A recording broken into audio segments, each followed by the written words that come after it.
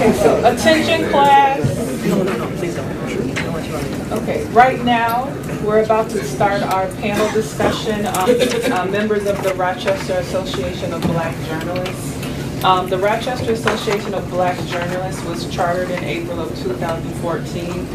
It's an affiliate of the National Association of Black Journalists, an organization of about 3,000 journalists, students, and media-related professionals that advocate diversity in the newsroom and in news content.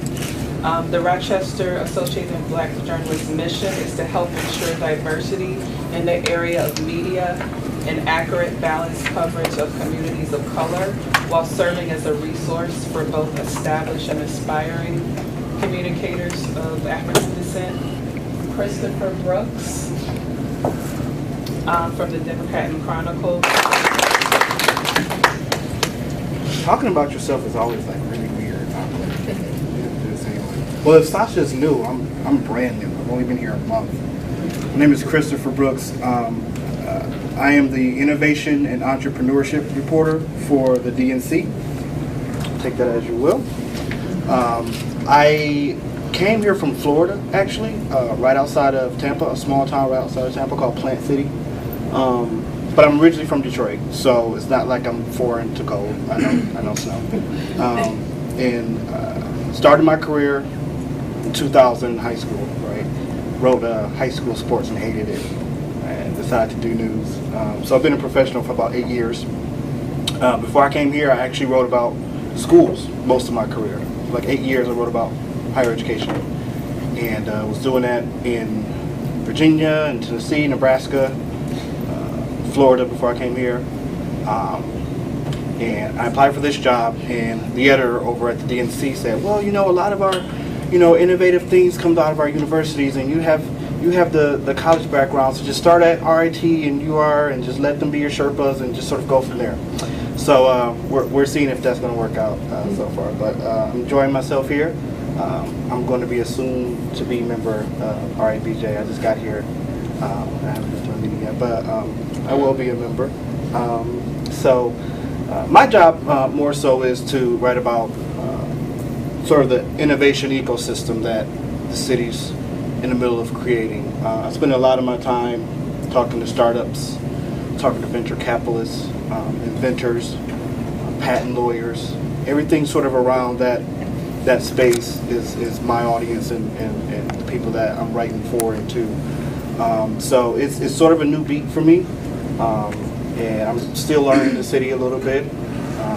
I got a tiny apartment in Irondequoit, and I haven't really left that area, so I need to still learn all of Monroe counties, but be patient with me, and I'll do so. But I'm happy to be here, and I'm glad you guys have me. Thanks so much. I'd like to start out with each of the panelists talking a little bit about the advantages and disadvantages, or strengths and weaknesses, rather, of their other medium, just so you can get a better idea about some of the things that each of the mediums play to a little bit better.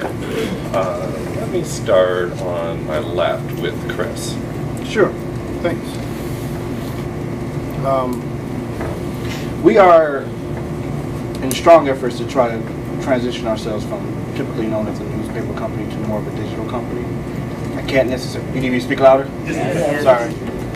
We are trying to better position ourselves to be known less as a newspaper company and more of a digital outfit. We're not 100% there yet. We still put out a print product. So that means we are better, or I would say our advantage as a publication is that we have more space to dive deeper into issues. We aren't so much tied to a particular soundbite or a particular time frame in which something has to be aired. If there's some complexity to issues, it sort of lends itself to not only us, but just print publications in general. You got a great alt weekly here. You got a couple of great magazines in the city as well. Those are the places you sort of go to if you want explain if you want complex issues, explain it a little bit better. Now we're sort of not the place that you go to if you have extremely visual video, right? You still want to go to TV in those places because that's sort of what their home base has always been. That's tied to their identity. So if you want to have a deep, in-depth conversation about something that's probably going to take more explaining than one article or one broadcast, I'd say come to us. I'd say come to print publications. Us doesn't necessarily mean the DSC, it's just that particular medium. Does that make sense? Yeah, that's very good. Chris? Thanks. So our typical sort of paper transaction is a press release. Everyone's heard of a press release before, right? Okay. I like having my news tips either emailed to me. A lot of people have texted me things. When I hand out my business cards, my cell phone number is on it. I don't mind people texting me. I don't mind you Facebook or Twitter DMing me as well. But if you haven't written one or you haven't seen one, go on YouTube and look at a 5-minute video instructing you how to write a press release.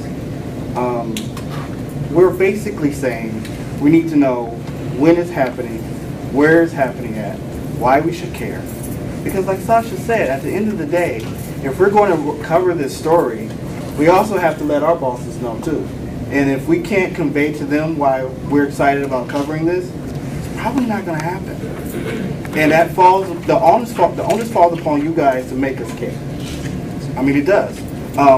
Because you guys can't see our inboxes, but on any given day, we have literally dozens and dozens and hundreds of emails coming from people from different organizations in different parts of the city asking us to do the same thing that you want us to do. And we are not able to multiply and do everything at once. So we have to be selective about those things. Selective about the things that we cover. And I think the best way you can sort of get your pitch higher up to all of the other ones that are being pitched to us are those things that you talked about. Is it visual? How do you connect it to what's happening in a larger context of our city? Either economically, either socially, culturally, what's happening in entertainment-wise, sports-wise. Us being a general audience newspaper, we have a couple of staffers that are focused on particular communities, but in a greater sense, we write stories that affect the larger city. So we're more so going to care about the way that you pitch me something if it can apply to a lot of people, not just people on your block, if that makes any sense. So I'd say quickly learn how to write a press release. Make sure you write in there how it's important to us, why we should cover it, what it means in a larger context. And send it to us through email. You have to be really good at figuring out in a particular news organization who covers what. And most of our news organizations have websites that can explain that. And a lot of times people will send emails in like sort of this blast format to everyone in the newsroom. Don't do that. That's going to kill you, because I'm going to tell you what's going to happen. All of us are going to see it and no one's going to respond because, oh, we thought Jim had it. Oh, we thought Sandy had it. Oh, we thought Kevin had it. You have to be really precise about who you send it to, because we have specific wheelhouses that may lend ourselves to what you're talking about. Go ahead, Chris. And you know what, guys? There's a real opportunity there, particularly for us.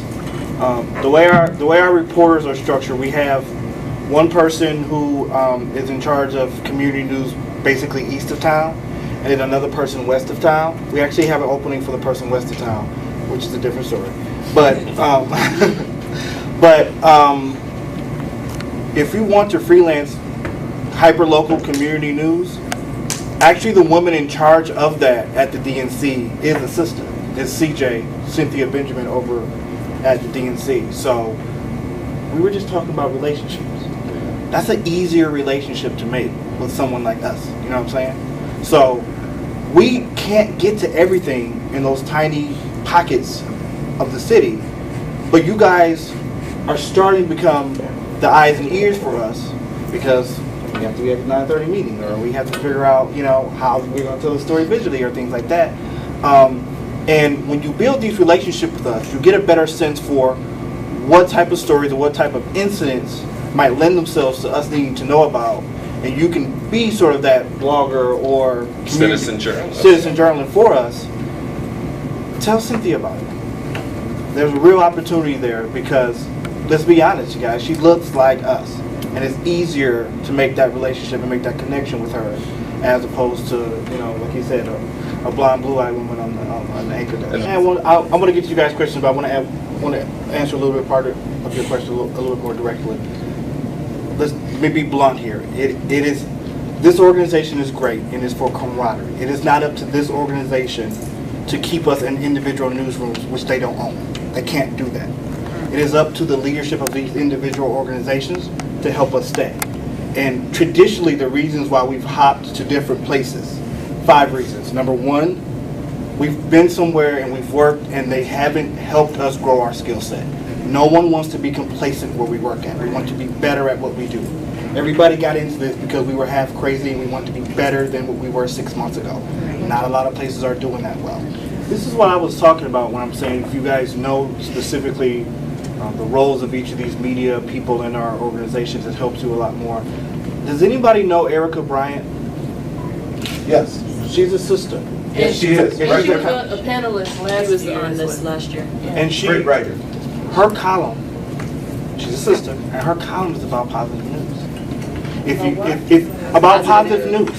That is her entire role, is to write about the great things that's happening in the city.